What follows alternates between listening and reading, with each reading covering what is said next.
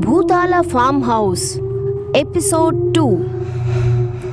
ఈ కథ ముందు ఎపిసోడ్లో మీరు చూశారు ఎలాగా భానుమతి అనే ప్రేతాత్మ రమేష్ ఇంకా వాళ్ళ ఫ్యామిలీని చాలా ఇబ్బంది పెట్టింది. అలా చాలా ఇబ్బంది పెట్టింది వాళ్ళని. ఇంకా మనం చూసాం భానుమతి ప్రేతాత్మ కాజల్ శరీరంపై తన కబ్జాని ఎలా చేసిందో.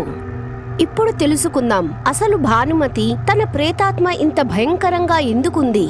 చూద్దాం రండి. బేలాపూర్ అనే గ్రామంలో భానుమతి అనే ఒక అమ్మాయి ఉండేది. ఆ అమ్మాయి మొదటి నుంచి చాలా విచిత్రంగా చూడటానికి ఉండేది. తన స్వభావం ముందు నుంచి కూడా చాలా చిరాగ్గా ఉండేది. భానుమతి కుటుంబంలో ఆమె తన తండ్రి మాత్రమే. ఒక రోజు భానుమతి తండ్రి ఆమెను పిలిచి, అమ్మా భానుమతి, నా తల్లి ఇలా రా, ఒక్కసారి నా మాట విను. భానుమతి చాలా కోపంగా వస్తుంది. ఇలా అంటుంది, ఏంటి నాన్నగారు, చెప్పండి, ఏమైంది, ఎందుకు అరుస్తున్నారంతా?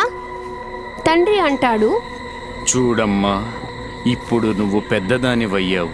నేనదే ఆలోచిస్తున్నా, ఒక మంచి అబ్బాయిని చూసి వెతికి నీ పెళ్లి చెయ్యాలి అని. ఇందుకోసం నాకు తెలియడం లేదు నా దగ్గర ఇంకా ఎంత సమయం మిగిలింది అని. భానుమతి అంటుంది, నాకిప్పుడే పెళ్లి చేసుకోవాలని లేదు, నాకు ఇక్కడి నుంచి వెళ్ళాలని లేదు. చెప్పేస్తున్నా ముందే, అర్థమైందా? తండ్రి అంటాడు, చూడు తల్లి, ఆడపిల్ల అంటేనే ఖర్చు అవుతుంది. ఇంకా ఈ ఖర్చు ప్రతి తండ్రి భరించాల్సి ఉంటుంది. ఇంకా నేను నిర్ణయం తీసేసుకున్నాను, నీకు ఒక మంచి అబ్బాయిని వెతికి నీ పెళ్లి చెయ్యాలి అని. భానుమతి చాలా కోపంగా అతని తండ్రి వైపు చూసి అక్కడి నుంచి వెళ్ళిపోతుంది. కొన్ని రోజుల తర్వాత భానుమతి పెళ్లి రమేష్ అనే కుర్రవాడితో జరుగుతుంది. రమేష్ భానుమతి పెళ్ళైన తర్వాత ఫామ్ హౌస్ లో ఉండడానికి వస్తారు. వాళ్ళిద్దరూ చాలా సంతోషంగా ఉంటారు. కొన్ని రోజుల తర్వాత భానుమతికి ఒక పండంటి బిడ్డ పుడతాడు. ఆ పిల్లవాడు కొన్ని రోజుల తర్వాత అనుకోకుండా చనిపోతాడు. రమేష్ చాలా బాధపడతాడు. రమేష్ అంటాడు, భానుమతి, ఏంటి ఇలా జరిగింది? మన ఒక్కగానొక్క కొడుకు ఇలా మనల్ని వదిలిపెట్టి వెళ్ళిపోయాడు. భానుమతి కూడా చాలా ఏడుస్తుంది. కానీ అవన్నీ దొంగ కన్నీళ్లు. భానుమతి రాత్రిపూట అడవి వైపు ఒక్కత్తి వెళ్తూ ఉంటుంది. అలాగా కొన్ని రోజుల తర్వాత భానుమతికి 2 పాపలు పుడతారు. రమేష్ అంటాడు, వా భానుమతి, నువ్వు నాకు డబల్గా సంతోషం ఇచ్చావు. నేను చాలా సంతోషంగా ఉన్నాను. భానుమతి, నువ్వు నిన్ను ఇంకా పిల్లల్ని జాగ్రత్తగా చూసుకో, నేను వెంటనే తిరిగి వస్తాను. భానుమతి అంటుంది, సరే. రమేష్ అక్కడి నుంచి వెళ్ళిపోతాడు. భానుమతి మనసులో చాలా సంతోషిస్తుంది. ఇంకా అనుకుంటుంది, ఇవాళ రాత్రి అమావాస్య రోజు బలిస్తాను. అప్పుడు నా శక్తి ఇంకా బలవంతం అయిపోతుంది. ఇంకా నా దెయ్యాలు చాలా సంతోషిస్తాయి. ఆ రోజు రాత్రి అవుతుంది. భానుమతి రాత్రిపూట 2 పిల్లల్ని తీసుకుని అడవి ప్రాంతంలోకి 2 పాపలతోటి వెళ్తుంది. అక్కడ ఒక పెద్ద దెయ్యం బొమ్మ ఉంటుంది. చూడటానికి అది చాలా భయంకరంగా ఉంది. అప్పుడు భానుమతి 2 పిల్లల్ని కింద పడుకోబెడుతుంది. పక్కనే ఉన్న దెయ్యం బొమ్మకి పూజ చేయటం మొదలు పెడుతుంది. భానుమతి అంటుంది, ఓ నా దేవత, దెయ్యాలకి మహారాణి నువ్వు, నన్ను బాగా శక్తివంతురాలు చేయి. ఇంకా నాకు బాగా అందాన్ని ప్రసాదించు. తన సంచిలో ఉన్న నిమ్మకాయ పచ్చిమిరకాయలు తీస్తుంది. ఇంకా దెయ్యానికి పూజ చేస్తుంది.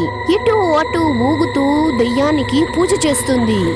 అప్పుడు తను అలాంటి పని చేస్తుంది, ఎవరికైనా చూస్తే కళ్ళల్లో నీళ్లు తిరుగుతాయి. భానుమతి తన 2 కూతుళ్ళని బలిచ్చేస్తుంది. ఆ 2 పిల్లల్ని అలా మంటల్లో చనిపోవడానికి వదిలేసి భానుమతి వచ్చేస్తుంది. కొన్ని రోజుల తర్వాత రమేష్ ఇంటికి వస్తాడు. భానుమతి, నా కూతుళ్ళు కనిపించట్లేదు. భానుమతి ఏడవడం మొదలెడుతుంది. ఇంకా ఇలా అంటుంది, ఒక రాత్రి నేను పడుకొని ఉన్నా. అప్పుడు ఒక తోడేలు ఇంట్లోకొచ్చి 2 పిల్లల్ని తనతో పాటు తీసుకెళ్ళింది. భానుమతి రమేష్ 2 బాగా ఏడుస్తారు. కొద్ది రోజుల తర్వాత భానుమతికి ఇంకో కూతురు పుడుతుంది. అంతా బానే జరుగుతోంది. కానీ ఒకరోజు రమేష్కి బయటికి వెళ్లాల్సిన పనుంది. భానుమతి, జాగ్రత్తగా ఉండు, ఇంకా పాపని కూడా. భానుమతి అంటుంది, సరే మీరు వెళ్ళిరండి. అప్పుడు భానుమతి మళ్ళీ చేతబడి చేస్తుంది. ఒక రాత్రి భానుమతి చేతబడి చేస్తూ ఉంటుంది, దెయ్యాన్ని ఆనందింపచేయటానికి. ఇదంతా ఒక గ్రామస్తుడు చూస్తాడు. మరుసటి రోజు గ్రామమంతా ఇదే మాట్లాడుకుంటారు. భానుమతి ఒక మంత్రగత్తని, తన సొంత పిల్లల్ని తనే చంపుతుందని. గ్రామస్తులందరూ పోలీస్ దగ్గరికి వెళ్తారు. భానుమతి మీద రిపోర్ట్ రాయిస్తారు. పోలీస్ వస్తుంది, కానీ పోలీస్కి ఏ సాక్ష్యాధారాలు దొరకవు. ఎలాగంటే భానుమతికి ఏదో పెద్ద శక్తి ఉన్నట్టు. పోలీస్కి ఆధారం లేకుండా వెనక్కి వెళ్ళిపోతారు. కొన్ని రోజుల తర్వాత భానుమతి ఇల్లు తలుపు చాలా రోజులకి మూసివేసి ఉంటుంది. గ్రామస్తులంటారు, అరే అన్న, వెళ్ళి చూద్దాం ఈ భానుమతి దెయ్యం ఇంట్లో నుంచి బయటికి ఎందుకు రాదు అని. అందరు గ్రామస్తులు వచ్చి భానుమతిని చూసేసరికి చూసి అలా చూస్తూనే ఉంటారు. ఆ ఫామ్ హౌస్లో భానుమతి శవం వేలాడుతూ ఉంది. ఎలాగంటే తను ఉరేసుకున్నట్లుగా. ఆమె శరీరం నుంచి రక్తం టప్ టప్ అని కింద పడుతూ ఉంది. అన్ని వైపులా నిశ్శబ్దం. గ్రామస్తులందరూ చాలా భయపడ్డారు. అసలు ఆమె తను ఉరేందుకు వేసుకుంది? ఇదొక పెద్ద రహస్యంలా ఉంది. ఆ రహస్యం తనతో పాటే సమాధి అయిపోయినట్లుగా. రమేష్ కూడా వెంటనే సిటీ నుంచి వస్తాడు. భానుమతి, నువ్వు నన్ను వదిలిపెట్టి ఎలా వెళ్ళిపోయావు? నువ్వు లేకుండా ఎలా ఉండగలను? అప్పుడు గ్రామస్తులు రమేష్ భానుమతి శరీరాన్ని కాల్చేస్తారు. ఒకరోజు రమేష్ రూమ్లో కూర్చునుంటాడు.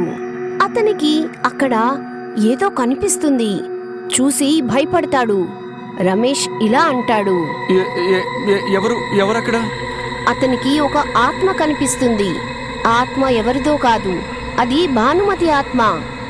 రమేష్ అంటాడు, భానుమతి, నువ్వు వచ్చావా?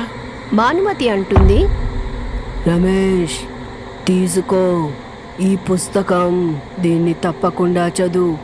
ఇలా అని అక్కడి నుంచి మాయమైపోతుంది. రమేష్ ఒంటరిగా అక్కడ ఉండడింకా. అక్కడి నుంచి వెళ్ళిపోతాడు రమేష్. అప్పుడు ఆ ఫామ్ హౌస్ ఖాళీ అయిపోతుంది. అదండి ఈ భానుమతి కథ. ఇక్కడ కాజల్ ఆరోగ్యం రోజురోజుకి క్షీణిస్తోంది. భానుమతి తన శరీరంపై పూర్తి కబ్జా చేసింది. రాము తనకి తెలిసిన భూత వైద్యుడిని రాహుల్, అతని భార్యని అక్కడికి తీసుకుని వస్తాడు. రాహుల్ ఇంకా రీనా భూతప్రేత ఆత్మల నుంచి మనుషుల్ని కాపాడటంలో చాలా నిపుణులు. వాళ్ళు చాలా మందికి సహాయం చేసి ఆత్మల నుంచి వాళ్ళని విముక్తి చేశారు. రాహుల్, రీనా ఆ ఇంటికి అడుగు పెట్టారో లేదో వాళ్ళకి అక్కడ అసాధారణమైన శక్తులున్నట్టు అనిపించింది. రాహుల్కి, రీనాకి అర్థం చేసుకోవడానికి ఎక్కువ సమయం పట్టలేదు. కాజల్ శరీరంలో ఉన్నది ఒక చాలా పెద్ద భయంకరమైన ప్రేతాత్మ కబ్జా ఉందని. రాహుల్, రీనా నిర్ణయించుకున్నారు ఇంటి మొత్తాన్ని పరిశీలిద్దామని, ఆత్మలని ఇంటి నుంచి తరుముదామని. కానీ ఈ పని వాళ్ళకి నష్టాన్ని చేకూర్చింది. అలా చేయటం వల్ల ఆత్మలకి ఇంకా కోపం వచ్చింది. ఇంట్లో ఉన్న వస్తువులన్నీ ఇక్కడ అక్కడ విసిరేశాయి. రాహుల్ ఇంకా రీనా కాజల్ శరీరంలో ఉన్న ఆత్మతో, భానుమతితో ఒక ప్రక్రియ ద్వారా మాట్లాడతారు. భానుమతితో ఇలా మాట్లాడతారు, భానుమతి, నువ్వు ఎవరు? ఎక్కడి నుంచి వచ్చావు? ఈ కాజల్ శరీరాన్ని వదిలిపెట్టు, ఇంకా వెళ్ళిపో. భానుమతి కాజల్ శరీరంలో ఉన్న ఆత్మ ఇలా అంటుంది, లేదు, నేను ఈ అమ్మాయి శరీరాన్ని వదిలి ఎక్కడికి వెళ్ళను. రాహుల్ రీనాతో అంటుంది, నేను వెళ్ళను అని నవ్వడం మొదలెడుతుంది. భానుమతి ఎలా నవ్వడం మొదలెడుతుందో అది చాలా భయంకరమైన నవ్వు. ఎలాగంటే ఏదో ఒక పెద్ద దెయ్యం నవ్వుతున్నట్టుగా. రాహుల్, రీనా ఆ ఆత్మని ఓడించడానికి ఒక రహస్యమైన తలుపు తెరిచి ఆత్మలని పిలుస్తారు. కానీ వారు చేసిన పని భారీ అయింది. ఆ ఓపెన్ చేసిన డోరు ఎప్పటికీ మూసుకుని లేదు. అందుకని రాముకి కోపం వచ్చి రాహుల్, రీనాని ఇంటి నుంచి తరిమి కొట్టాడు. ఆర్థిక ఇబ్బందులు ఉండడం వల్ల రాము ఇంకా అతని కుటుంబం ఆ ఫామ్ హౌస్ ని 7 ఏళ్లు ఉండాల్సి వచ్చింది. ఈ ఇబ్బందులన్నీ ఎదుర్కొంటూనే ఉన్నారు. కొన్ని రోజులకి ఫామ్ హౌస్ ని వదిలివేసి సహారన్పూర్ అనే గ్రామంలో వెళ్లి ఉన్నారు. కానీ దురదృష్టవశాత్తు ఈ ఘటనలన్నీ కూడా వాళ్ళని వదిలిపెట్టలేదు. సహారన్పూర్లో కూడా వాళ్ళ కుటుంబానికి ఏదో ఒకటి జరుగుతూనే ఉంది. కొన్ని రోజులకి కాజల్ అనుకోకుండా మరణించింది. కుటుంబ సభ్యులకి కాజల్ మృతదేహం తన రూములో దొరికింది. తన 2 కళ్ళ నుంచి రక్తం కారుతోంది. రాము ఇంకా అతని పెద్ద కూతురు సంగీత ఇద్దరు కూడా చందన్పూర్ అనే గ్రామంలో ఉండసాగారు. ఇవాల్టికి కూడా కొన్ని ప్రశ్నలు అలాగే ఉన్నాయి. భానుమతి ఉరి ఎందుకు పోసుకుంది అని. రమేష్కి ఇచ్చిన పుస్తకంలో ఏ రహస్యం దాగుంది? కాజల్ ఇంకా తన 2 పిల్లలు అకస్మాత్తుగా ఎలా చనిపోయారు? ఇంకా ఆ డోర్ రాహుల్ రీనా ఓపెన్ చేసి ఉంచింది. అది మూసుకుందా ఇంకా తెరిచే ఉందా? తెలుసుకుందాం వచ్చే ఎపిసోడ్లో.